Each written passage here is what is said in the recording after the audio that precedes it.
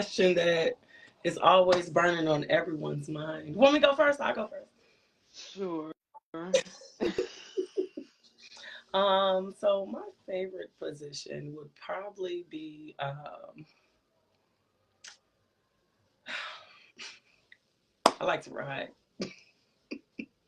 but I am a pillow princess. But yeah, I like to ride. Okay. Good position. Help your knees stay limber, help your knees stay a little lubricated. Oh my God, y'all. Like, for real, this conversation is so like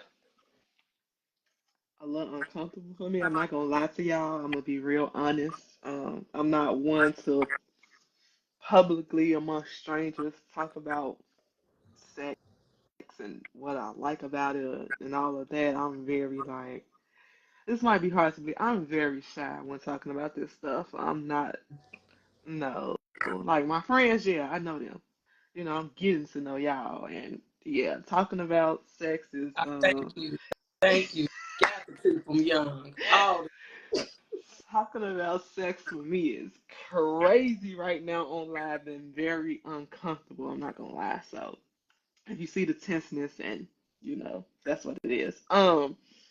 I feel like my favorite positions are oh my God. Y'all, please don't come in my DMs and nothing like that. This is not for y'all. We just having a conversation. Please don't. Um, my favorite position is reverse cowgirl and sideways. Um, there's really no correct terminology for that one, but I think everybody know what I'm talking about with sideways. Laying on your side, and you get that morning wake up, or wake up during the middle of the night from the side. we got some So reverse cowgirls in the Kama Sutra. never knew that. Don't even look. Don't know nothing about. I know nothing about that book. So yeah. But yeah, those are my two favorite. I think my number one is definitely like sideways. That waking. I call it the wake and bake position. Like yeah, the wake and bake position. Just it gets you right on up and get you started and on your way. Whether it's the middle of the night, early in the morning, late afternoon. So yeah. Get you there. Gets that everything going. Yes, Make, and it's just, especially makes for a good morning day. Good morning. you said It's good. what? I said a good start off to your day in the morning time for sure. Yeah, a good ending to your night, or get you up out your sleep. I mean, yeah, that's my favorite. Oh my God, y'all just don't know. This is like I'm really like I know I'm grown, but it's just so uncomfortable and so like weird talking about it on live. But here we are, I'm. all about being comfortable, trying to get comfortable with the uncomfortable. That's right. I am the total opposite. I think in my former life, I was a sex education coach. And I'm still considering it in this life too. I'm not gonna lie to you. Maybe down the line when I get a lot older and I want to just sit behind the desk, I'm considering teaching sex education. Yeah, I think sex to me is just it's more than just the art of having sex, right? There's so much that goes into sex for me. It's like which actually goes into the next question, tantric sex, right? That has a lot to do with how you, if you're with a person intimately, right? I'll just give you an example. Um, I've been with someone before, right? I've been with my husband before, and I've cried during sex, right? It's just it becomes an emotional outburst of energy, and tantric sex is very, very much like that. I love tantric sex, and it's just not about crying either.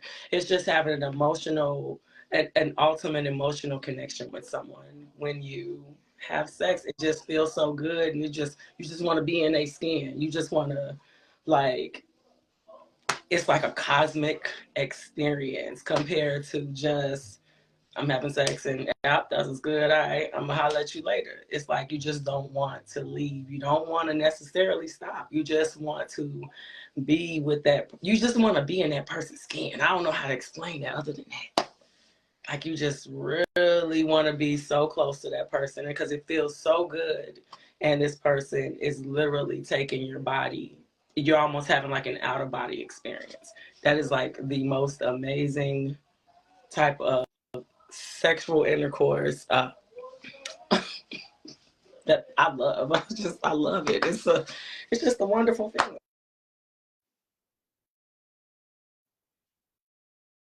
I don't know why. It's something about Facebook don't like when you say certain things because it mutes your microphone. I watched it literally just mute your microphone.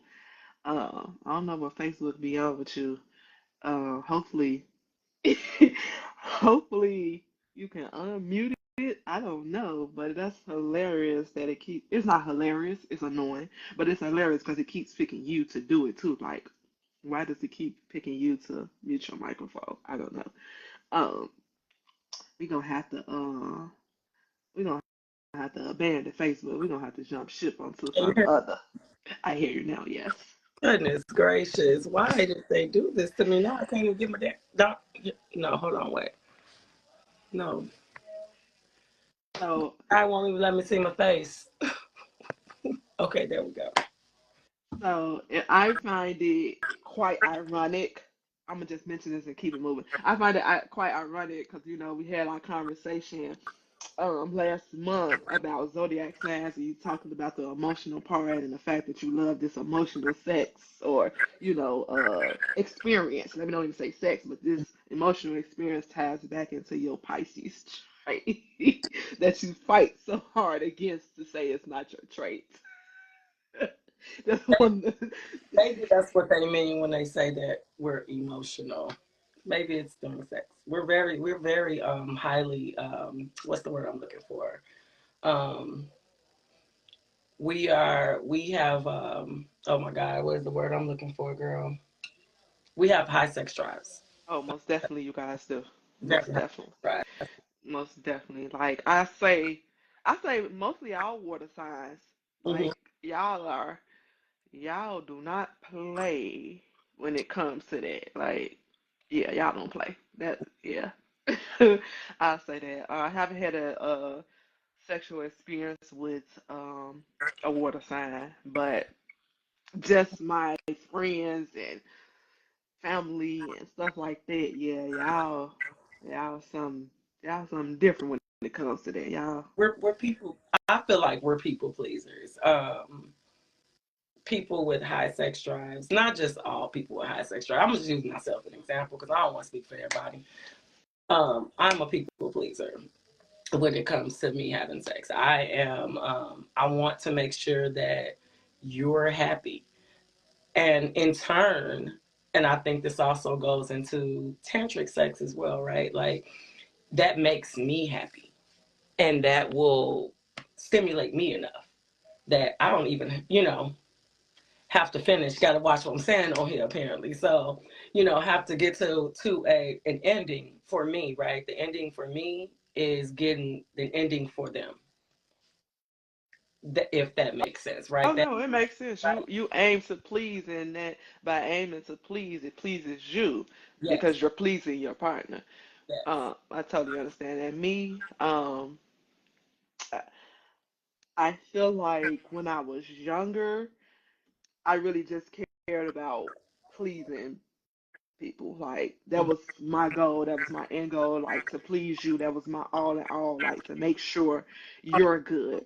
At this big old age, it's the goal, but the goal is to make sure that I'm taken care of, just as well as you're taken care of. So it don't it pleases me to please you, but to a certain extent, you gotta take it the rest of the way to the happy ending. Do you feel as though you need to be pleased first? Like, do you feel as though the reciprocation comes after you're pleased, or do you feel as though you want to please first and then reciprocate? Like, where do you feel? For me, I feel like when you're dealing with a man, a man gonna make sure you're pleased first. Like that's their high. That's one of their highest goals, objective from a man is to please you first and to make sure you're good. And then they, want to make sure they're taken care of. So for me, it depends on who you're dealing with. If you're dealing with a nigga, my opinion, a nigga is only out for themselves, and so um, they don't really care if you get pleased or not. Mm-hmm. So if I know I'm dealing with a man, my goal is, of course, is to please you. But I already know you are already trying to make sure I'm pleased off top because you that man and you have that man mindset. So it's gonna come, my pleasure gonna come after because that man he want me to follow suit. He want me to follow his lead. You get what I'm saying? He want to lead the way. He want to make sure like I'm doing whatever I need to do to please you. So then as a woman, you're gonna reflect what that man, is already doing to you. Mm-hmm. So it kind of depends. If you're dealing with a nigga, uh, which I definitely I run away from niggas Let me because say this. if you, Let me cut you off real quick. I don't mean to, but when you say dealing with a nigga, do you mean the mindset of a young person, man, or do you mean like what you mean? Just it don't matter what age they are. yeah, a nigga is a nigga. Like a nigga mindset, you can have a nigga mindset at a young age. You can have a nigga mindset at an old age. The age means nothing. What people have to be very clear on. Just because you 30 don't mean you grown. That don't mean your mindset. This like when I say a nigga to me has a very ignorant, selfish, probably narcissistic mindset. You Mm-hmm. feel what I'm saying? So they don't know how to think outside the box. They don't know how to think about others. They don't know how to be compromising. They don't know how to be not selfish. You know what I'm saying? Like I'm explaining it now. They don't know about anybody else but themselves. Like a nigga is just focused on themselves and what they can get. A nigga is very like limited in their thinking. A nigga don't expand their thinking. They trap. They confine to a certain mindset and don't know how to think and apply things outside of the box and outside of their mindset. They can't see a bigger picture. They selfish. They're inconsiderate. You know what I'm saying? They not a team player. They for themselves, you know what I'm saying? So when it comes to like I try my best. Men, you say men do that? Not real men. Real men, I mean real men don't limit their mindsets. They don't they are very open to doing new things, trying to do new things. They not like, oh, I only know this, so this is all is what I'm gonna do. No, they very expansive in their mindset and in their thinking and in their ways. Like they might you have some fear of doing certain things, but for the most part, they open to other suggestions and what they know in their mind. They open to being and trying new things and not just confined to like this all I know, so this all I'm gonna do. I ain't doing nothing else or none of that. Now, granted, do not get that confused with like um fear, right? Because you have people who are fearful of things, but they still gonna do it because they want to expand that mindset. They want to expand that knowledge. They want to know something more, or of what compared to what they already know. They don't limit themselves. A man is not gonna limit himself and is very open to, especially like receiving a better mindset, a better approach from a woman and things of that nature. A man is going to like lead you in a way that you're able to follow and mirror him, that he likes that mirror and that reflection that he's getting. Because in my opinion, that's what a woman is supposed to do. You're supposed to follow that man lead and be a reflection of that man. So, you get out what you put in. You're right. So if he's ultimately saying, you know what, I want to make you as happy as possible sexually, right? Um, you just gonna be like, hey, I'm gonna reciprocate and also make you as happy as possible sexually. Yeah, like you not going you. I just feel like, well, I don't know, Woo, does that answer your question? Because you say men do that, but no, ain't no real man doing that. And if you classifying that as a man, you might want to think about why you classifying that as a man. Because people think a man is what you do financially and physically. No, that's only two out of the five. A man is what you do financially, physically, mentally, spiritually, and emotionally. That's five. Two out of five characteristics of being a man does not make you a man. That make you have man tendencies. You can have characteristics of a man, but that don't make you a full man. Like my ghetto tendency. I tendency to be ghetto every now and again. No, you just in denial of having some ghetto-ness. That's all. You don't want to own that part. That's not no tendency. I know you for real, so we ain't gonna go there. You just don't like owning that aspect of you. But you just trying to understand the difference. Yeah, for me, I mean, do you understand it now, or you still feel like, woo? Do you still feel like the lines are blurred? Do you still feel like it's not clear on the difference between the two?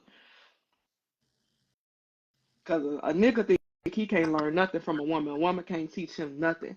A man know a woman is his backbone. A woman gonna lay it out and turn it into some stuff he and bigger than what he could ever think it could be. Yeah, You I know? totally agree with you. And a lot of times, the ideas that men get, right, usually stems from your woman. And usually, You just being difficult. You being that stubborn Taurus. You being that stubborn Taurus, woo. Get out of your stubbornness. Get out of that, because it's definitely not blurred. It's definitely like, I feel like, do you think that it'll be, do you think that men are in relationships, long term relationships, right? Do you think that they can become complacent oh, as far as when it comes to um, just keeping on topic, right? Like in the sexual and intercourse, right? Do you think that is it our job to kind of bring that back or keep that? Like, how do you feel about I mean, you can only do so much. Like, that man has to be willing to partake in it too. You feel what I'm saying? That man has to have that mindset, that openness to be like, this is what I want to do to please my woman, and my woman is, saying maybe we should try this so that she can get some type of pleasure.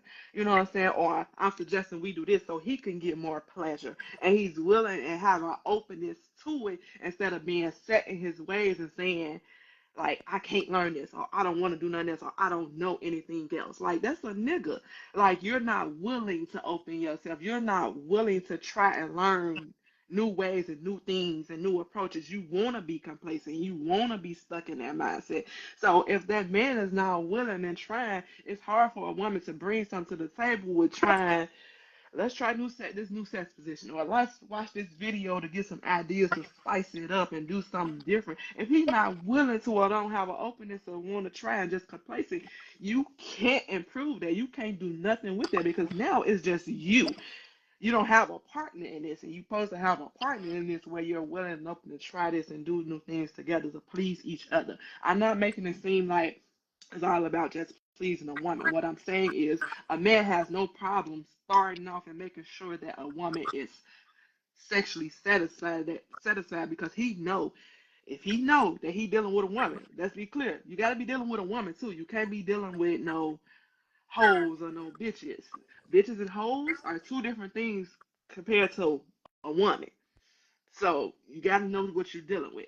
But once you know what you're dealing with, you know you got a woman, like, they're gonna be willing and ready to, please you right back. They're gonna follow suit because you that man and you leading, and this how you showing me, in the direction we going. And I'm gonna follow you because I know you leading me in the right direction. You feel me? Because I know you a man. You showed me. You proven to me. Like, ain't no ifs, ands, or buts about it. I don't even gotta question it. So if my man say, let's try this, or let's do this, I think this will please me more, or take us to another level, I'm gonna be open to doing that because I know I'm dealing with a man who's willing to go through it all and do it all for me. So I'm gonna be willing to reciprocate that back. So I also think it's very important, since we're talking about, the difference between a woman and a man, having sex versus a nigga or a girl, right? I really think it's important for people to speak up about what they actually like, especially, I can't. I don't want to put an age on it, right? But especially if you've been experienced. Let me say that if you have experience in the sexual field, you should absolutely speak up about what you like and don't like, up front, at least on the surface, right? So if you know for a fact that you're not with, anything in the shoot in the back, you should probably say some stuff before you get with someone who's super duper freaky and they be like, "Good, let's try this." I'm not with that, bruh, and I probably won't ever be with it. You know what I'm saying? Like, but it's very important, and I feel like a lot of people, they just kind of go in for the gusto, and you don't know what route you're going in. I feel like that's a really, a girl mindset, right? Like you just kind of, oh, it's just whatever it is, clever after getting drunk and stuff like that. Yeah, but you want to be pleased. I don't know. Yeah, no, I totally get what you're saying. It's definitely a girl mindset, but it's also the person you dealing with, type of person you dealing with too. You feel what I'm saying? Because like I know when I was younger, I was afraid to tell like a dude like I'm not satisfied. I was afraid. Like I didn't want to like hurt their ego or make them feel bad or I didn't want to, I just didn't want to fragile their ego. So I used to be afraid when I was like in my teens to tell a man like I don't like that. That's not satisfied. But as I got like I want to say mid 20s, whoa, what is so funny? I'm done. Ain't nothing funny, whoa. But when I got in my mid 20s, it was like, why I'm wrong? Well, what I'm wrong about? When I got in my 20s, um, like my mid 20s, I was just like, y'all got me messed up. Like, I'm telling you, because it's not doing me no good not saying anything. I was no longer like afraid. But that also deal with the type of dude too. Like, once again, to me, go back if you dealing with a man or a nigga. Like, you know what I'm saying? A man would be more receptive, especially on your delivery, because you're supposed to say something. Not when you like 16 and 17 years old, woo, like you don't know you have that voice or can have that I voice, agree. and you don't know that that voice is going to be heard and not just flipped off or somebody like take it the wrong way. You try to deliver it in a way that's appeasable to them and approachable to them and how they won't get or feel like bad about themselves. But that's an ego hit. You don't like the analogy to what? Well, that's an ego hit to a lot of men. You know what I'm saying they don't, that you ain't pleasing them right, and it's a hard delivery and trying to tell a man or a nigga that. Like it's hard trying to tell them. But a man, in my case, a man like would be more receptive of, okay, how can I make this better? What do you suggest I do? Compared to like that, you see, Woo, you on here talking all that stuff. But what if somebody came up to you and told you like your Yeah, bro. delivery not That was hitting? whack. You Yeah, it know was whack.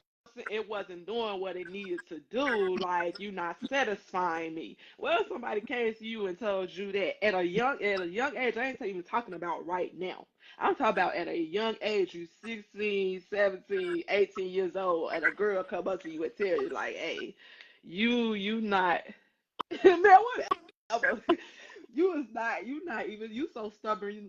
You not even set up like that at that, especially at no young age. Young age, you definitely ego outfit here. Like you feel me? Like, well, I know you. We know you. Matter of fact, like, we can't take you serious right now. And that's probably why you adding the laughing faces to what you saying too. You probably can't take yourself serious either. It's about see, right? So that means you didn't even care whether you satisfied the next person. If you was at a young age, you was on to a next, you didn't care whether you satisfied. You was there to get what you came to get, and you was on to the next, like how you say. So then that means like a girl don't even get a chance to tell you you wasn't good because you ain't even doubling back to her no way. You on to the next. But back to what I was So, saying. oh my gosh. So, do you think that there's a difference in how your thinking is when it comes to being in a relationship, right? Or being in a relationship or being single, right? And just having casual sex. Do you think that there's a difference on when you should speak up or how you should speak up, or is it just, well, I had sex with you, I didn't like it, I don't have to say nothing else to you, I can just keep it moving, in a sense? Or do you think, We help you pass your day. We glad we help you pass your day. We'll talk to you later. yeah, do uh, you think that there's a difference in how sex is viewed, I would say, when you're in a relationship versus when you're not in a relationship? Do well, you feel like that you are willing to do that same time? You are more than welcome. You feel like that, you do the same thing in being in a relationship versus being single. oh, most definitely not. If I ain't learned nothing in life, like I would never be single and act like I'm in a relationship. I've never been that type to be doing.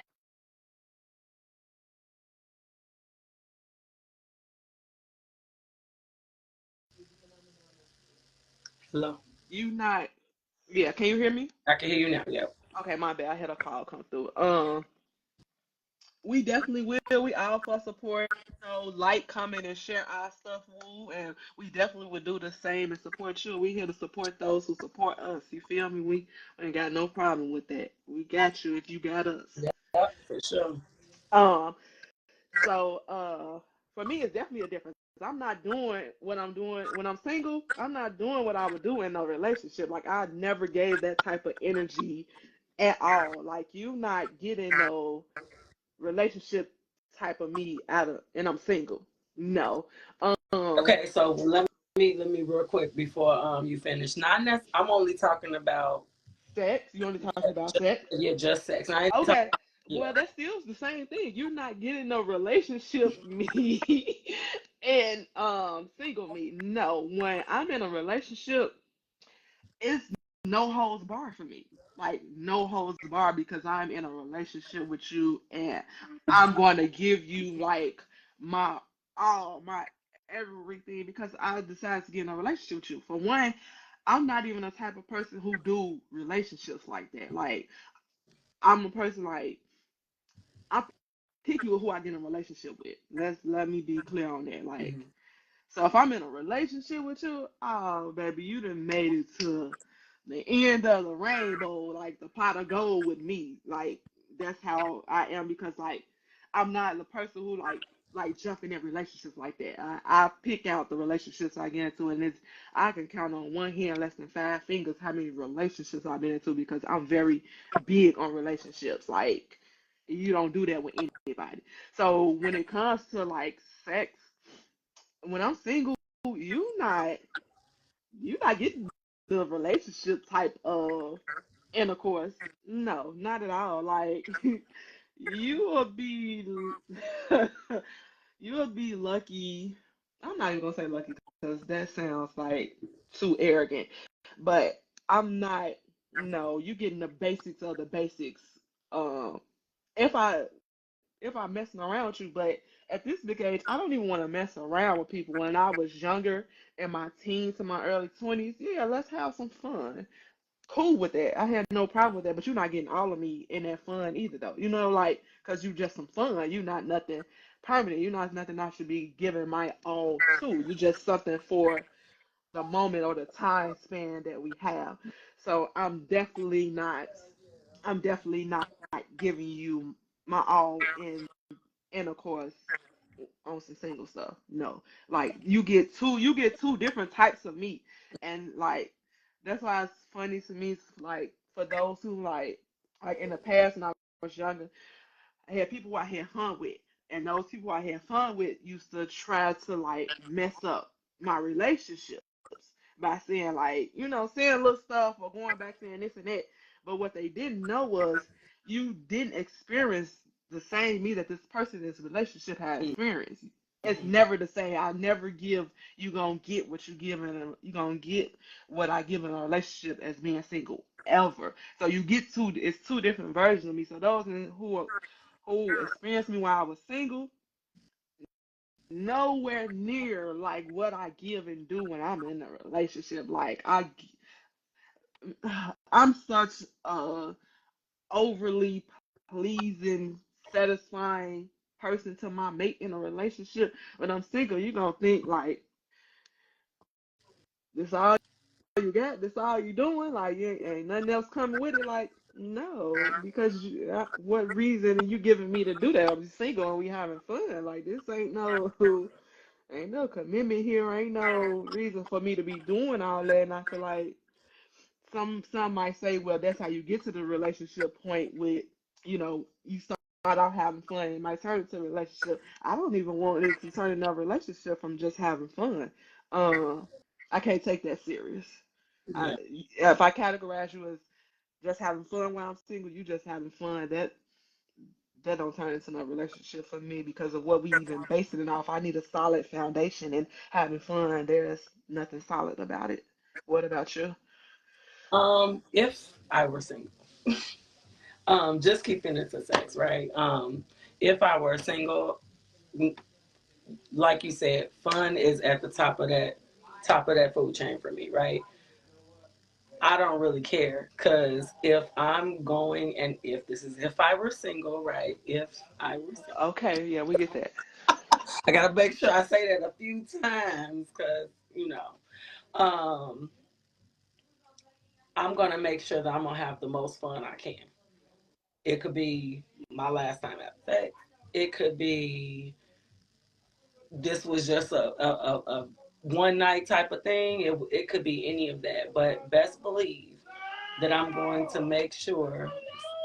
So sorry, I don't know if you can hear that. You hear that? I'm I do. sorry, I don't know if they do, but I do. Lord. I'm gonna make sure I have the most fun as possible because why we doing it if we not gonna have fun? Um, just if we're in a relationship, we just gonna have more fun. To me, in that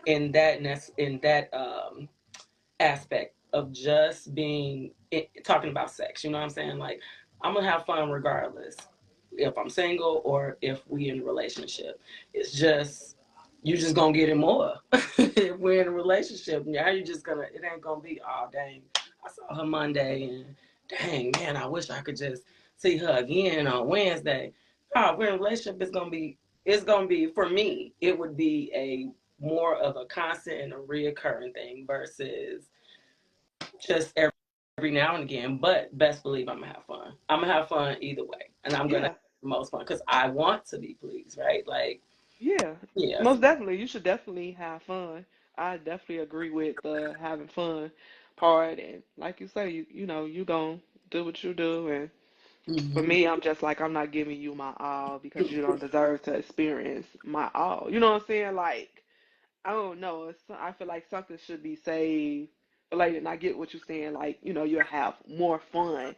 But if I'm giving you my all and we just playing around, I don't know. It don't for me personally, it don't leave room to grow for real, for real. Like, cause you didn't experience a lot of my fun and you try to make it fun. I don't know. For me, it's levels to my intercourse. It's definitely levels to it. Like you don't open it all up at one level for me personally.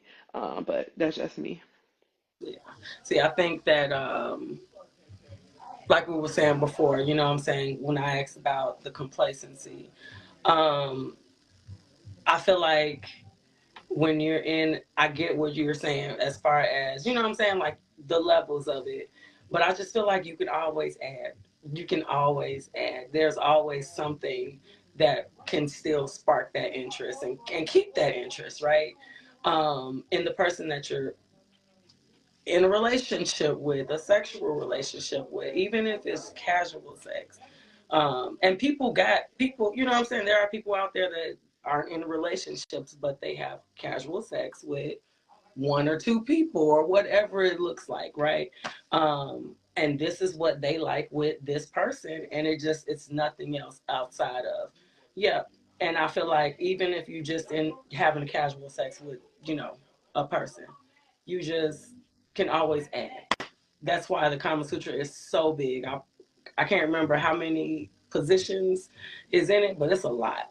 And why not try all of those, be it being a casual relationship or being a regular relationship, right? Like, I just feel like there's so many things out there. Like, to speak to what you were saying before, um, oh my gosh, talking about, oh my God, I lost my whole train of thought, girl. These people outside my door right now. Um, oh my God, talking about the oh my gosh, girl, forget it. I lost my whole train of thought. Okay, I really just well, let's go on to talking about, you know, what what is like a difference in, how you used to have, intercourse, mm. or your experience with intercourse and when you were young compared to now. Like what does it look like now? Has it changed? Is there any differences or like So yes, for sure, right? When I was younger, I had fun, right? Being in a relationship or not, I had fun, and I didn't care about how I had that fun. mhm, uh, versus now at my age, right? You start thinking about certain things. You start thinking about your health. Okay, well, maybe I should start having fun more like this. You start being more careful. And nowadays, that's more so how it is for me. Okay, let's talk about, and we're talking about the aspect of, right, because I've been with my husband for 11 years. So let's work out. It becomes more of you speaking your mind, like I was saying before. This is what I like, this is what I don't like. Let me find out more what you like. Versus when I was younger, we just having a good time, and I'm gonna throw it back at you. I don't care. If I don't see you the next day, it's fine too. It's just what it is, just having fun. Versus now, I'm a lot safer, and of course, when I say safer, it's just taking care of my body more than me not caring about taking care of my body so much so when I was younger, because I just wanted to have fun mhm. like that. Which, And I feel like, when you're young, I don't know if it's maybe you can speak to this because I don't know if it's parents of our generation or if it's parents, period. I just feel like parents didn't know talking about like sex, sexual intercourse, or anything like that. Like, I mm-hmm. know some people have experienced it, but I'm gonna speak on me and those I know of in my immediate circle. Like, our mothers or grown women around us never talk to us about sex. Period. Like, what can It's happen? very taboo. Where what can come from it, or anything like that. Like, you got no information. You was provided no guidance, no knowledge. Like, you really had to get out there and just experience. And I feel like that's kind of messed up to send your child out into the world to experience something like that because intercourse comes with so much Yeah, stuff. you know, it's pregnancy. you, I you mean, know, yeah. emotional damage. Like, it really does. I'll honestly have to say my experience was, don't come up in this house pregnant because I'm not watching no kids. That was my birds and the bees talk. Not the type of talk I'm having with my kids now. You know what I'm saying? Not that type of talk now, because I'm gonna let you know. yeah, like I didn't even get that. Like I wasn't. Nobody was like, I mean, I had somebody say like, don't come and pray, but it wasn't even my own mama. Like it was none of that talk or conversation for real, and I hate that. Like I was telling you earlier, like these kids nowadays, I don't think much has changed with parents, but you can speak on it. But I don't think it's like being talked about that much now in the household still. I think these kids are learning about sex and stuff from their friends and the internet, especially the internet. I feel like the internet has such a big impact on how these kids are learning about sex or being exposed to sex, especially like when I get on Facebook and I see the unfortunate things of like these young boys exposing these girls, or these girls getting recorded doing sex, and then these boys exposing them to them. Like it's still telling me like parents are still not really having these conversations. And for you, from a mother perspective, I just want to know like how are you? You say you had a conversation. How in I don't know if you want to answer, it's your choice. How in depth of a conversation are you having with, your daughter about this compared to a on surface conversation of just general sex So, or in intercourse? all honesty, we talk about this, and one of the biggest reasons that I have to talk about this is because there are laws that have been passed that have put things in the schools that we have to sign papers for to allow the teachers to teach our kids about certain things about sex. And I'm just gonna say it, girl. I ain't gonna give her school, but the school my daughter goes to, right? I had to have that conversation at a younger age, and she's in eighth grade right now because her school, because of the law that was passed, pretty much if the kid goes into the nurse's office, I'm just giving a rough draft of what it is. If the kid go in the nurse's office and says, "Hey, I think I'm ready to have sex now," the nurse by law has to give them a condom. That's a lot for me. You know what I'm saying? Like to be like, oh my gosh, like you just gave my kid. To me, that's a promotion of sex. And so those conversations had to be had at a younger Mhm. age because we're not necessarily, we adults, you know what I'm saying? Right. But I'm not necessarily approaching that towards or preaching that towards my young daughter. Um, so we have to have those conversations at a little bit of a younger age because they are going to see what they see on these social media platforms, right? Um, they friends gonna send them certain things that you gotta be like, why your friend sending you this? Like, what is the? Let's talk about some stuff. I feel like the internet does confuse our kids a Hmm. lot of times. I'm not gonna. So I just feel like there's nothing wrong with the way you feel inside and the way you feel about other people, right? Being you straight, you're gay, you're anything else under those that radar, right? Um, but I feel as though when our little girls get in they little girl groups, right, and they've watched all these videos and they see a whole bunch of videos influencing, or they start to get videos popping their algorithms that I'm trying to have this conversation without I don't know what that means. I ain't never seen that before. I have never seen that before either. Facebook be doing some Okay, thank you. things. Thanks. Um, try not to. So there were conversations that were had amongst my daughter's girl group, right?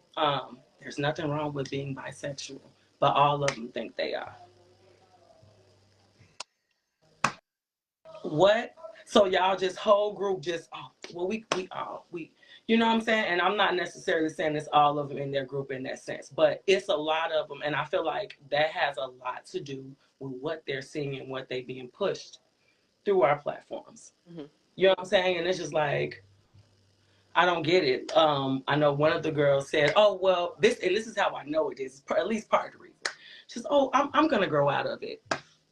So you What? know you're just trying something, experimenting, and doing some things. Exactly, but you're putting that state and that claim on yourself. You get what I'm saying? Like you just, oh well, this is who I am right now. But I ain't gonna. It ain't gonna last forever. I don't understand that because again, and maybe because while we did have social media platforms, they they're not as intricate. It's not as many as we. I'm sorry, it's more, way more than what we had. Right? We had what, MySpace. We had Twitter's always. But that, yeah, we had tagged, but that came later on, like, Yeah. in high school years. They ain't even made it to high school yet. You feel what I'm saying? And I just feel like we were influenced though. We was influenced in person with each other. What we heard each other say we did. So it's an influence, but it's not on a large scale like how they have it now. Because we definitely did some things because we heard other people talking Yeah. about they were doing it or that they experimented, that they tried. So, you know, we had that. It just wasn't on such a large grand scale. So, Doesn't get into us as fast as it's getting to them mhm, because of all of because it's so many platforms. mhm. I don't know how many platforms is on her phone. You know what I'm saying, that I've never even heard of. But best believe that they're putting that energy and those topics on that too, on them platforms. You know what I'm saying? Oh, for sure. And you can't even keep up with half the stuff that's coming out. I just it's definitely it's a difficult conversation to have as a So, parent. do you think it's difficult now to have it compared to back when we were coming up? It should have maybe been easier for our parents to have it Um, and have some control over it a little more. I think that it would have been a lot easier for our parents to not be as taboo about it back in the day, because then we wouldn't have a lot of us that are growing up in this world, right, that are around our ages now, that don't know necessarily how to talk to their kids. Yes, there is so much out there that, there are guides and books on these platforms to say this is how you talk to your kids about sex. But if you don't have any structure on how you want to approach that situation, you could be telling your kids something that don't could be a trend, a fad. It's just a fad that they'll pass it. When that's not the case. I feel like if we had that at a younger age, it would be easier. I know families that did have that at a younger age, right? And they brought that into generations now, where it's like, okay, well, this is how we talk about these things, and it's very casual conversations that they have with each other. They're almost comfortable. You get what I'm saying? Like Yeah, I can imagine talking to a kid about sex can be a little uncomfortable for a kid. right. For But sure. if you're used to having these conversations early, if you have parents that say, "Hey, this is how we feel about this," and they was able to sit down with you and be able to express that, I even feel like we would be safer. Like I feel like sex would be done a lot safer for these kids today, even for people that want to have casual sex. Of course, we always got crazies out there, but you get what I'm saying? Like I just feel like it'd be an easier conversation. Yeah. 'Cause so for me, um, you said now as an adult, you care more about your body and the health of your body and things of that nature. I can say growing up as a kid, I didn't know much. I didn't know anything really. Like, but thankfully, I always was the type that I hung around older women. Like, I don't know what it always been with me, but I always loved hanging around older women. My age was cool, but I always felt like I can learn more from older women.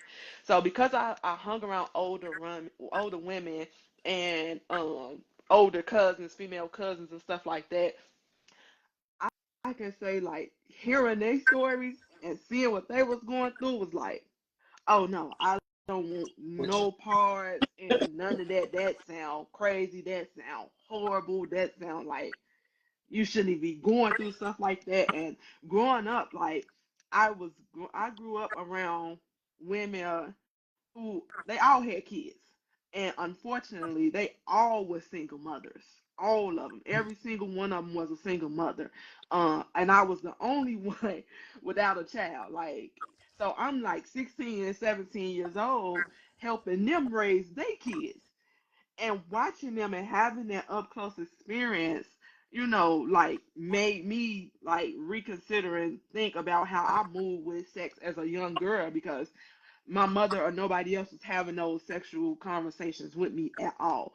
But God placed me in a situation where I was around so many older women and seeing them be teen mothers, seeing them be single teen mothers, hearing the stories of how like guys was doing them and treating them like I refused. Like, I always get, and sometimes now even still get called difficult, and I'm okay with that. I'm okay with being difficult in the sense of like protecting myself and wanting what I want for me, because can't nobody want or have or get what I want for me except me. Like, you can't want it for me. You can't do it for me. You know what I'm saying? Like, I have to want that. And I wanted that because I just was around so many unfortunate situations that didn't play out good for a lot of people around me, and just seeing that, I don't know, like God, like, they say there's a lesson in everything and everybody. People are placed around you to get lessons. So even though my mother, didn't teach me, um you say, hey, then yes, your thinking process is way different. Yes, yes, Granny. Like, I was so blessed, and like I think that also came with being raised by my grandmother.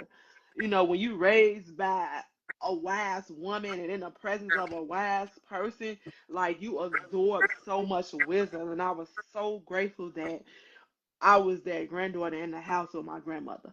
Like, my grandmother didn't have to say much of nothing to me, but she showed me, you know what I'm saying? Like, this off the topic of sexual intercourse, but just little things like, if I get up from the table, take her plate and all the adults' plates off the table and throw it in the garbage, or put the spoon in the sink and all that stuff. Like, my grandmother taught me so much without saying anything, her actions and her wisdom. So I think I seek that wisdom at a young age in older women, because I feel like, my grandmother's older. That's what's gonna come from them older women, being around those older women. So thankfully, even though they weren't that much older than me, 9 times out of 10, they was about from 3 to 5 years older than me. But even just that little, age gap was like, had me looking at situations and stuff like, oh no, I don't want that for myself. I don't want, the teen parent. I don't want the single parent. So I don't want that, especially not 17, 18, 19 years old. And it's unfortunate that a lot of people around me had to experience, like everybody around me experienced it. Every female I hung with, I can't even lie, was a teen parent down there. Um and I had to learn from those situations. I had to watch those situations interact. I was close up, so that taught me. So I've learned at a young age to care about my body, to give a damn about my body. So at this big age, I'm not, like, oh, I need to care about my body, because I was always like that. I can say what changed from my girl mindset to my woman mindset was that, um what can I say changed? I think I just like got the courage to tell men if you wasn't satisfying me. Like, I have no problem now. Like, that's not it. Let's try something else. Let's do something else. Back then, when I was younger, like, I was afraid to tell a guy, like, to a certain extent, like, that's not it. And if I would just go ghost. I wouldn't even tell him. I would go ghost. Like, okay, I didn't even try to rectify the situation. I would move around. If you somebody who I was just like having fun with, in a relationship, oh, like, that was nothing. Like, I can honestly say my relationship, like, I was dealing with men characteristics that when it came to in a relationship and sexual intercourse, they always was like, I want to make sure you're satisfied, you're pleased, and then you can take care of me after. I'm gonna leave this and you can follow suit. Okay. Okay. What do you feel about women that are, when we talk about the woman mindset and the girl mindset, right? What do you feel separates? the two. As far as, and I'll give you an example, right? So a woman, and when I say woman, I don't mean actual Right. ages, but woman that says, you know, them questions that they be asking when a man says, this is what I have to bring to the table. This, and this. And then a woman goes, well, it's me. I got me Mm-hmm. to bring to the table. How do you feel that equates to women saying that I have good sex, right? Trying to watch more. Good. Cause yeah, Facebook hating on you. They don't like that for me. So Facebook letting me say what I say, but Facebook is hating on you. yeah, you know me. So, but how do you feel when a woman says that? Like, what I bring to the table is my good great goods. Um, I feel like you ain't a woman if you think, I was just about to say, do you think that's like of the mindset of a girl? Or do you think that's like a woman's mindset yeah, perspective? that's no, that's definitely not a woman's mindset. If you think the only thing you bring to the table is good vagina, you're still a little girl. I don't care what bills you pay, what's your name on these, how much money you got, how much designer you wear. If you think your vagina is what's going to keep a man, you got some good vagina, and that's what's going to keep a man, you are a little girl. And please miss me with that little girl stuff. Like, that's childish. Yeah. Because you can have the best vagina, and a man can still leave you for somebody else. It happens all the time. Like, it don't matter how good your vagina is, a good vagina don't keep no man. I always tell people, like, for me, it's never my vagina that's keeping that man. It's me. It's my personality. It's my hard work. It's my dedication. It's my compassion. It's my love. It's my givingness. It's my, you know, willing to, help you be better. Like, it's that, what I'm saying, my ability, I can hold a conversation with you about anything. Anything. There's nothing I can't hold a conversation about. And if I can't hold a conversation about it, guess what? I'm gonna let you do the talking. I'm gonna ask some questions. I'm going to inquire about it to learn more so then I can do my research on my side and come back and be able to hold a conversation, which is nothing I can't talk to with a guy as far as politics, sports, business, um, investing, what I'm saying, religion, spirituality, sexual intercourse. Like, Mhm. it's me, it's my vibes, it's my energy, it's the type of person and a woman I am, and it's how I carry myself.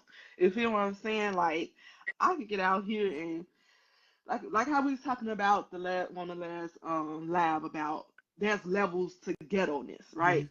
And I always consider myself a classy ghetto, like I'm a bougie ghetto person. Like, I can be ghetto to a certain extent and have my fun, and it goes to a point where it's not disrespecting me. It's not making me look crazy or like inappropriate or taking me out of character. And I then have my classy side where I'm just such a freaking lady. Like, I can hold those classy, up upright conversations with you that's not demeaning or belittling, and can have those way of words with you that make sense, and have such a very diverse word selection. So it's me and my characteristics, my morals, my values that lets me know I'm a woman, not my vagina. I always tell people my vagina is the cherry on top of who I am as a person, what I bring to the table financially, physically, emotionally, spiritually. You know what I'm saying? Like, it's on top of that. It's not, it's all in all. So I really despise when I see females, whether you're a girl or you're not a woman. You just not a woman. I despise females that sit there and talk about their vagina and try to figure out or wonder why they can't keep this man, but they got this good vagina. Like, that's that's so simple minded to me and ignorant. I really think it's simple minded and ignorant. What about you? What's your opinion on this girl versus woman mindset, and what do you think distinguishes a girl from a woman in the mind as far as mindset? Yeah.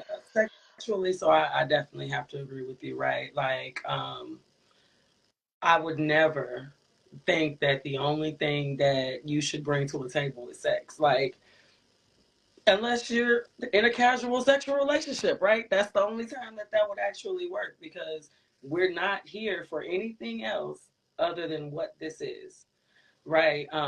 But when we're talking about, so for me, it would be more so a the mindset of just being able, like I was saying before, just having a good time and having fun. I don't think that that's necessarily. Um, I feel as though when you get older, you do start caring about things more, um, versus you don't care about that stuff necessarily. Again, you were blessed to have the people around you, right? Most of us wasn't. Hmm. Okay, we weren't, and it was more so I just want to have a good time. That's the only thing we knew. And if you were raised around that slightly, right, you're going to take that mindset into your adulthood and think that that's the only thing that you offer unless you're deciding to say I want to experience something different. I feel like there's a shift that has to be made in every woman, and I feel like every woman, just every person just don't do that very well. Um, but I would never think that the only thing I would think that that is a very young mindset to only think that you bring to the table is good vagina. But I want to also say though, even though I had those people around me, I still had fun. Let's be clear. I had my fun, but I knew how to safely have that fun so that Right. I Most wouldn't end up. Yeah, right. no, I get that most people didn't have it. No, I'm in total agreement to that. I just want to be clear in the fact that I had my fun. I'm not making it seem like I didn't have fun. I had fun, but I had my fun safely because I had people around me that was Not not having fun safely, and I yeah. was like, I don't want to end up in those situations. So I definitely understand everybody doesn't have that. I get that. Like I said, I was blessed to be around that and have it because I didn't have a mother or a mother figure that was really talking to me about sex or saying anything to me about sex at all, like period. So I was blessed. I was grateful to have that. And like I said, just even being raised up by my grandmother and even being in the midst of her wisdom, not even her, telling me anything, but being in the midst and showing me. I get that. A lot of people are not blessed to have that or come up around that or even pay attention. You could have a lot of people could have that around it and don't even pay attention to it. Yeah. You see It what I'm becomes saying? more so that peer pressure, not necessarily peer pressure, but it becomes more so this is what my friends doing. So right, it's an influence. Yeah, it's peer pressure. It's With well, yeah, it's not peer even I pressure. don't even say that because I was never. I also was raised around a whole bunch of women that got pregnant young. I wasn't peer pressured to have a kid. You get what I'm saying? Or I wasn't peer pressured to to get pregnant. Well, no, we're not talking about peer pressure to get pregnant, but you might be peer pressure to have sex earlier than what you might have wanted, like that. Not necessarily the ending result of what you did, but to even get in that situation to where you might could get Yes, pregnant. It's peer. It's still peer pressure. It's just not peer pressure on the side of where you was peer pressuring into being pregnant. It's different levels to this peer pressure in different I phases feel like where this peer pressure can come in at. I definitely feel like in my high school, Hmm. 'cause I started at West, right, Proviso Hmm. West, and there were it was like it was a fashion trend, and that was enough for me in high school at that time because right, we coming from going to high school in the suburbs, you just go to what's in your district, and everybody come to that one high school, Hmm. right? Um, and there it was like a fashion trend. It was like, girl, you ain't pregnant yet. It was more like that, like you not pregnant yet. You ain't having. And again, I get that peer pressure part. So to me, it was like that part. I wasn't pushed to want to have sex in a sense. I had fun, but just I ain't gonna say like everybody else. In my experience, I lost my virginity when I was, you know what I'm saying, at a young age, and then I didn't have sex for a while, Hmm. right? Because my first experience wasn't great. My second experience was even worse. You know what I'm saying? So that pushed me not to want to necessarily have sex until I got a little bit older. When I say a little bit older, maybe 18, 19. So, but you get what I'm saying? Like um, it was definitely, it's definitely a younger mindset. What we talking? It's definitely a younger mindset to think that that was what kept a person, a man, in this concept. Yeah, Yeah, for sure. Like, I don't even know. It makes me question just this topic. It makes me question how, and I don't want to be ignorant to those people who might have that mindset currently and consider themselves grown women. But it makes me question and wonder how could you have that mindset in the sense of like, because a lot of how do I say it? A lot of females think, and I used to think like this, because a man comes back or keeps coming back, then something good and something right. You know what I'm saying? yeah. Which is He coming back to this good. which to a certain extent, men let me say not men, let me say males do come back to females that they might have, messed over or did wrong and all of that. But most males come back with the wrong intention. Like they're not coming back because they honestly and on their own realize their worth. And 9 times out of 10, it probably took from them going on the other side, seeing it's not as green or as good as your side, and was like, I need to come back. And then if you're the type to allow them to keep coming back, then that's what they're gonna do. They're gonna keep coming back. But I've noticed that a lot of females think that They that's a come back. They think it's a because well he coming back because the pee good. is a pee good, or you know what I'm saying, or Unless that's see, and to me, right there, right, that just that statement and the ego that builds up in yourself. Like to me, that's even like a false pride that you're building within yourself. You get what I'm saying? Like it's more like, oh yeah, it's like, do you not your worth literally is that's what you only think your worth is in. so it's a question of worth then. So that's what I was getting to. It's like a question of worth, Yeah. right? Because some dudes can come back into your life and really like it's a difference, right? Some men can some males can come back into your life and really be like, okay, I see the type of woman you are, Mhm. not your attributes of your sexual attributes that you bring, but I see the type of woman that you are, and you're the type of woman that I need. Right. Versus uh yeah. versus like, oh, he coming back because he thought her sex was gonna be better than man and her stuff trash. Now I can't say I'm guilty of having that. Oh yeah, they come back, they always come back, but then I had to look at myself and be like, okay, why are you bragging on that? So from one end, I'm bragging on that because I know the type of woman I am. It ain't got nothing to do with vagina, right? Mhm. I know the type of woman I am and what I bring to the table. So I know you coming back. You always gonna come back. But then on the other hand, you gotta look at it as like, okay, are they coming back too because you allow them to keep coming back? Do they really see your worth? Do they really know your value? Or they just coming back because that's what you're allowed to do and you're a comfort zone? They complacent. Yeah. I mean, I think it's what I think it depends on what the woman feels as her value is, right? Like if you don't feel like, and again, I'm using the word woman, right? And I'm using it very loosely.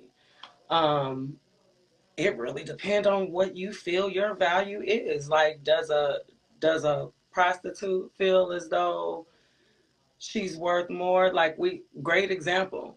What is the worth of certain celebrities out there that do the slut walk? Like where is like that's very clear, right? I'm not against sex workers, right? Not against them at all. But the pride that you have about being a sex worker, there's a really I don't want to say her name, but there's a real famous sex worker that be on Twitter, right? Mhm. And she has mentioned multiple times that she can't go around her, like her brother won't allow her around her friends. She has had issues getting her kids. She has had a whole bunch of stuff happen, right, because of her job. But she's very proud of her job. And to me, it's a conflict of interest. Like, are you putting these things out here for people to make you feel bad? Because I don't think most people are gonna feel bad. Your brother don't want you around because the only thing his friends see you as is a sex object. They probably pay for your OnlyFans. You know what I'm saying? And she doesn't. But are you saying these things to? Um, it's just a conflict. You know what I'm saying? It really does depend on what you feel your value is. Like, what are you willing to lose to say that I'm proud that my pussy good? I got a question with the slut walk. Maybe y'all didn't understand or was confused or missing some parts. But I thought like the reason Amber Rose came up with the slut walk was more so in kind of response to people who were shaming her and try to make it seem like she was a slut because she has had celebrity, multiple celebrity boyfriends that were considered somewhat high profile. And it was kind of like a play on that, like you all saying I'm a slut, so I'm creating this for other women, a platform or a walk for other women to participate in who goes through being shamed for, you know, Being a sex worker. no, well, I never knew she was no sex worker. Like Okay, I know so she's stripped. yeah, And stripped and the sex worker is two they different things consider because all strippers sex are work. not sex workers. They no.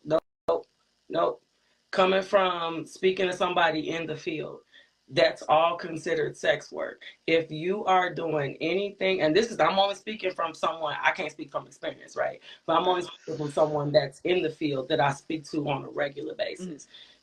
Even what she does is considered sex work, and she does it for entertainment purposes, Uh-huh. excuse me. Like, she ain't doing it, she's not doing anything outside of that. She's in a committed relationship, but what is doing is considered sex work. And she's a pole dancer, right? But even herself, she considers that too. And it's just like, there's nothing wrong with considering, being, again, it just depends on what you feel your value is the only thing you want to be known for, because that's not necessarily always a good thing. Oh, because people calling me this, now I'm gonna make it, I'm gonna put it out there to say this. That's not necessarily a good thing. That's just um kind of trying to, you're almost kind of giving in to your the antagonizing people, to me personally. Well, no, to me, you're flipping the meaning of it. You're giving it a different meaning and showcasing it in a different way compared to how other people are trying to make it seem like what it is. And you're showing like, no, this is what it really is. It's just like, it reminds me of like, I remember one time Jay-Z was having a conversation about, the word nigga. And people was feeling like he shouldn't be using the word nigga because it's derogatory and things of that nature. And, like the way it came from and its origins and all of that. But coming from a person or people who that's referring to him, we actually say the word nigga, it's a different type of meaning. It's a different type of way we're using it and saying it that we're releasing it from its bondage of its origin that has such negative connotations to it. I understand. I think we're gonna have a difference of opinion though, because I feel like um, I'm not a person. I do believe that words shouldn't hold a straight up meaning in certain words. I'm not saying all words. Certain words, just like they always say about the word nigga, right? If we're bringing it up, oh, okay. If that's the case, then it should be released that everyone should be able to say it, right? Mm-hmm. Because if it's that, then, and then we just talking about that, specifically. Mm-hmm. If it's that, then it should be a word that is free for everyone to be able to use, and everybody do use it. You get what I'm saying? Mhm. Everybody use it. You just may not use it around your black friends. Mhm. But to me, it's like when you're doing certain things, as far as like, I'm not against necessarily her slut walk. I just don't feel like you should, if this is what you're doing, just like certain celebrities who, if they've been in trouble in the media, they just be quiet until it kind of like go away. I personally feel like you don't necessarily always have to champion what your antagonizers are saying. Um, I, to me, and she's not the one I was talking about, but again, like, it's certain things like you're the particular person, I'm sex worker I'm talking about, like she, like, per a judge cannot see her kids on a certain way because of her Mhm. job. You get what I'm saying? And again, it's like her family doesn't want her around because of her job. The connotation of what you do makes people not necessarily want to be around you because you're just famous about what you're doing. That's, I mean, that's fine, but I don't want that attention. Some people don't want that attention. Mhm. Your people around you don't want that attention. It's okay for you to want it though, because that's you. You know what I'm saying? But don't feel like with her, she puts a lot of stuff out there that just it. You know what I'm saying? Like, she does her sex work thing, but then she also has her other sides of her where she's putting things out there. No one responds to those things, and you get upset about no one responding to them because your audience is looking for you to do this and just not say none of that. They don't care about that because this is what you're known for. So in your messages, all that stuff get lost in the sauce. Again, it just, I feel like, I don't know. Let, I'm real, impartial about yeah, certain things. let's digress this conversation. Yeah, we feel how we feel and we think how we think, and uh, I learned something new because I never thought a stripper was considered a sex worker, especially if you not doing what I would think is sex worker activities. Right. I thought a stripper In the was a back, in stripper. the boom boom room that But you're doing if a the stripper. yeah, but I mean, in a boom boom, that's past stripping. To me, then now you're going to sex worker, but all strippers don't do that. You feel what I'm Yes, saying? Some are literally just strip, and I don't consider them as a sex worker. It's a difference if you stripping and you taking it further and you going in the back and doing things with niggas now, or males or females. Now I consider you a sex worker. That's my mindset, right? yeah, Just stripping that's not no sex worker. That's yeah, just it's a yeah. stripper. Yeah, that's what It's I would have. entertainment. I would have thought that too. But again, that's why I say when you got certain words and terminologies, and people have made it comfortable for people to say certain things. Well, what I do is sex work. I'm selling an entertainment, and I'm getting paid for selling that entertainment. No, I'm not necessarily having sex with this person, but I'm selling the entertainment of my body. So then, does that mean that performers are they sex workers too? What Because you mean, that like dancers? Like, like singers and stuff like because basically what I'm hearing you say that the person say is considered part of being a sex worker is basically even though if you're not selling like your sexual body parts, just selling the imagery, just selling, yes, the that's how imagery of sex, that means you're a sex worker. you're. And when you think about a lot of performers, they sell a lot of sex imagery a part of their entertainment. So if they But you sex gotta workers pay to too, come to their shows. huh? You pay to come to their shows. But that's what I'm asking. But that's what I'm asking you. I Is that would considered a sex worker too? Then so Beyonce I up there wouldn't singing consider and that. she gyrating and she in her little sexy outfits and all that. She a sex worker too, then right? Because she's selling the imagery of sex. I'm just telling you So I'm how. asking. I'm asking you, would that also be? I get what you're saying. You're telling me what somebody told you, Yeah, but I'm saying you're saying that she said that even being a stripper, because you're selling the imagery of sex, that makes you a sex worker. So then I'm saying, well, then that might as well extend to female performers who are, on stage barely with clothes on and gyrating and stuff, then they're a sex worker too because they're selling sexual imagery as well. You get what I'm saying?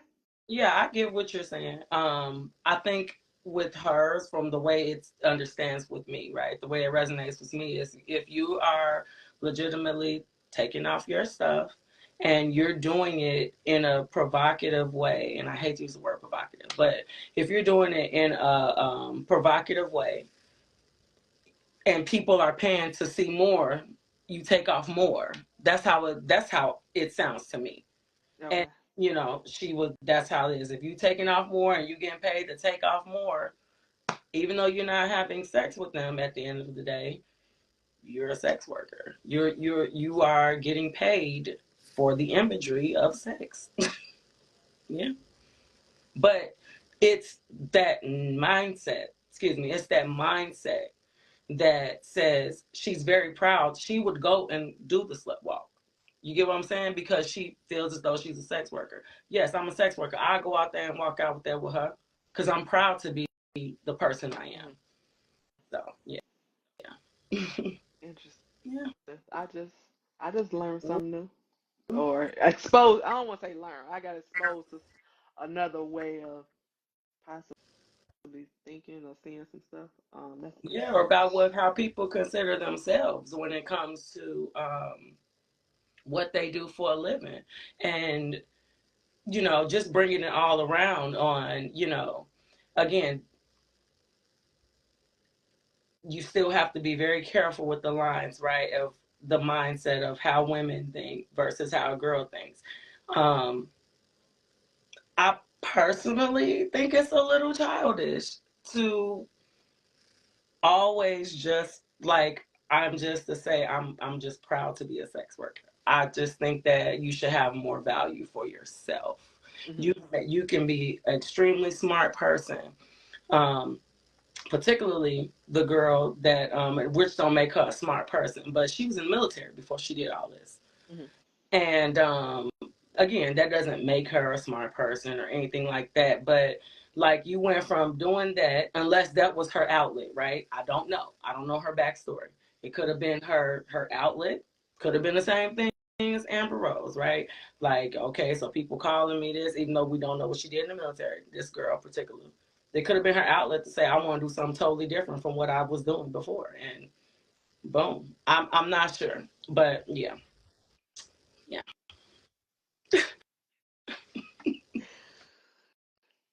Okay. Yeah. Yeah. It's fair. But yeah, so to just bring it full circle, I just pray that more parents are talking to their kids Hmm. about sex and not on a surface level. Yeah. Like the stuff that is exposed out here on the internet, on It's social media platforms is crazy. crazy. So you are needed to have in-depth conversations with your kids, your grandkids, your nieces and Right. If you nephews. Like, got no parent, if it ain't no parent around, somebody with some responsibility. Somebody. yeah, yeah. If you know that you're an adult, that the parent wouldn't mind you talking to their kids about that, about sex and sexual intercourse, and you know these men, what to look for, what to expect, not letting them trick you. You know what I'm saying? Into doing things that you don't want to do, or make you think that you can trust them when you should trust yourself first, you know what I'm saying, in regards to your body and what you will and won't allow. Like, and just pouring into your child. You Um, won't get the whole manipulative kind of mindset that they're going to get exposed to anyway. Right? It's yeah, not it's not gonna change it. It's not. but you save them. You save them and you give them some type of guidance and some type of structures to a certain extent because they know. Now, what they choose to do after you tell them is a different story, but you cannot, that child won't be able to say that I don't have the foundation, I don't have the knowledge, I don't have the guidance, I don't have the sense of awareness or none of that. As long as you provide all of that to your child, you can't make them choose, but you giving it to them. You laid it out. You're not sending them out blindly. I never understood. I mean, to a certain extent, I get like to a very small extent, I get why my mom might have been uncomfortable with talking to me about sex and sexual intercourse, right? Because that's an uncomfortable thing and a fear of like, I don't want my child to be out here having sex, period. But Right. you got to be more realistic that a child, I don't know, in my opinion, I'm not a mother, but I have, experiences with kids and helping raise kids and being involved in a lot of kids' lives. I do feel like I wouldn't want my kid out there blindly. No matter how uncomfortable I am, my job as a parent or even as an adult who's not a parent, if I'm allowed, even as a big cousin, I don't play about my little cousins. I sit down, I have conversations with them about sex. Hmm. Very deep conversations about sex, what to look for in men, what type of men to expect. Let them know there's a difference between niggas and men. That they not all the same. Don't let nobody confuse you with that a nigga is a man and a man is a nigga. No, they are two different beings. And I have conversations with them about sex, unprotected sex, the diseases and all of that because I feel like as an adult that's my job. I don't want my cousin out here blindly finding out, and I definitely don't want them learning from the internet. So I would rather be uncomfortable with talking to them about that instead of them being out here in the world and not having a know or a clue and gotta learn from complete strangers who they meet or their friends or people on the internet that they don't know nothing about but exposing them to this stuff. Yeah, I'm gonna say this one thing, and then I ain't gonna say nothing else about it. I feel like a lot of parents, and I'm not for sure. It's not me, but I feel like a lot of parents that have that conversation, or feel like if they have that conversation with their kid, that you are giving them the green light to have sex, right? Which that doesn't mean that you're doing. You're just saying when the time is right. It's how you I'm do not it. gonna go out there, right? Because because you know what I'm saying, and I feel like maybe that's why our parents didn't talk to us about it.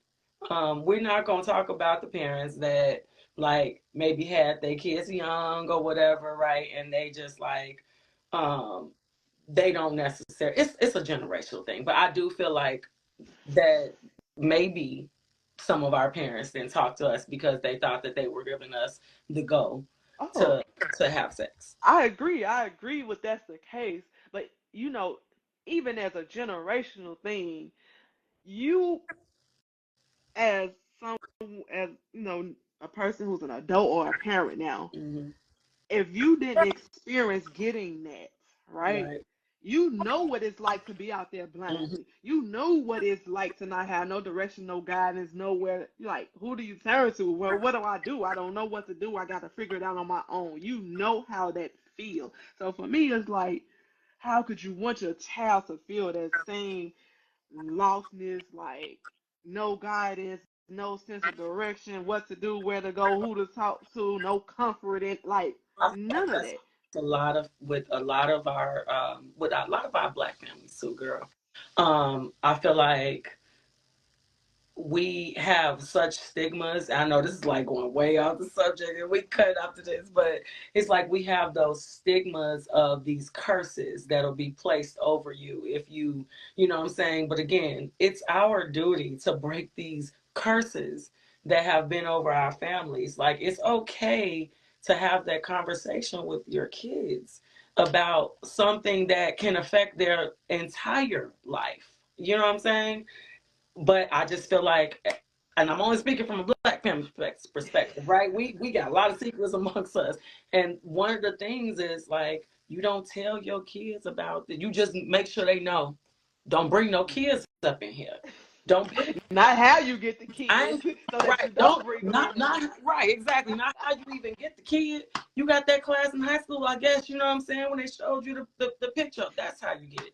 But that's like it just opens the door, you know what I'm saying? And most kids, right? Well, why can't I bring no kids up in here? Why not? I mean, it's not that I may not even want to, but why not? But uh, but a lot of kids at that when you so young, you don't even know how you can bring kids. That's the thing. They won't even explain how that process. Even though you don't have to go and you got to go somewhat in depth with the sexual part. But a lot of people, like a lot of kids, don't know. Like I that's the thing. I remember getting my period. And my mother didn't go in depth with that at all. She Girl, said, "This is your period. This is what you girls get at this age. You want tampons or pads?" And then she's like, "Oh no, no tampons, pads," and that was that. You yeah, feel? That's all I got. And I that was just that like, that was about mine too, pretty much. Like it was just a, all right, well, this is what you use when this happens. I barely even knew how to put it on. Like, what you mean? This is what I use. You don't use these, which is tampons, right? And this is what you use every month. You're gonna use this. Barely even knew how to put the thing on, girl. But like yeah, that's what I mean when it comes to like traditions and families. Like we are so afraid, and I don't know if it's that we're afraid or that we're afraid of the uncomfortable conversation, or you're afraid of going against the grain of what you've been taught, right? Like it's like we gotta break out of that shit. We do. It's we not. do, we I, do for I get sure. it. Don't talk to your kids about everything, and you do appropriate conversations. But now, like with the laws that are passed in school, and then for I'm done with this. I'm done for. But the laws that is passed in school, girl, like we literally had to sign a piece of paper for them to approve. I didn't have a choice. It was like that. It was more so you could they you they put this bill in here and we letting you know that this is what we're telling your 12-year-old. This is what we're telling your 9-year-old. This is what we're telling your 4-year-old in kindergarten. It's things like this that should make parents say, hell no, you're not telling my kids none of this. Because you already got to unlearn your kids from school. That's always going to be it. Every time they go to school, you're going to have to unlearn something that they've learned and picked up. So now, y'all trying to get, and this is that just my thing I have with, laws being passed, especially about sex laws. You're I'm forced to talk to my kids at a younger age because of the things that you're exposing them forcefully in school. You should want to talk to your kids at this age. You should want to break this fucking curse. Yeah, but I feel like to a certain extent, I get your perspective, but to a certain extent, I feel like it's necessary to force parents to do this because we having these conversations, Yeah, people are not doing that. And they need to be had. I get there should be. I understand your perspective of like there should be an age limit. This should start at with these laws on having these conversations for sure. But to force these parents to have conversations, I think it's definitely necessary. It's I, definitely because a lot of them not yeah, gonna have it. I would agree to that. I would say because they're all the classes that they have to go through are supposed to be age appropriate, right? It depends on what you consider age appropriate to talk about sex with your kindergarten. First of all, I don't want to talk about sex with my kindergarten, period. Because why are we talking about anything of forms of sex with my kindergarten? You get what I'm saying? Like, so I do believe that, but I also believe because we don't have parents that don't talk to their kids, you should be forced to go through a class too. I personally believe that that should be a law. You should be forced, I hate to say forced, but you should be forced to sit through a class and say, this is how you talk to at least at the very base. You know what I'm saying? It don't have to be, okay, this is exactly how you need to talk to your kids. No, let me give you some tips and perspectives to make this conversation easier for y'all to have with y'all kids. If it's looked at like that. So it's just me. I feel you. I feel you. Well, I really enjoyed our conversation today. I appreciate those who participated, who joined, who watched. Always feel free to like, comment, and share. Um, and be on the lookout for our podcast. It's definitely dropping in February. So excited for that. So, hit up our business page on Facebook. Go to the Valentine's Day, first part. hit up the business page on Facebook so you can find out, our YouTube channel so you can watch that. We're gonna drop a couple of clips from our live on there too. Just, keep y'all engaged until that podcast officially drops. And, if there's anything you feel like we can do better, we can improve on, or topics that you want to hear about, please drop it in our DMs. You can comment on here. You can personally DM us. You can send a message to our business page. just let us know, what we can do better, what y'all want to hear, what y'all want to talk about, what we can improve. We definitely open to constructive criticism. We don't have no problem with that because we know there's always room for improvement. So, thank you everybody for joining us and fellowshipping with. I said fellowshipping like we in church. No, we ain't gonna say that. Thank you for joining us and Fellowship with us too. thank You you for don't want joining us to fellowship coming, fellow. and engaging in conversation with us. And we look forward to keep doing this with y'all. So, till next time. See y'all. Deuces.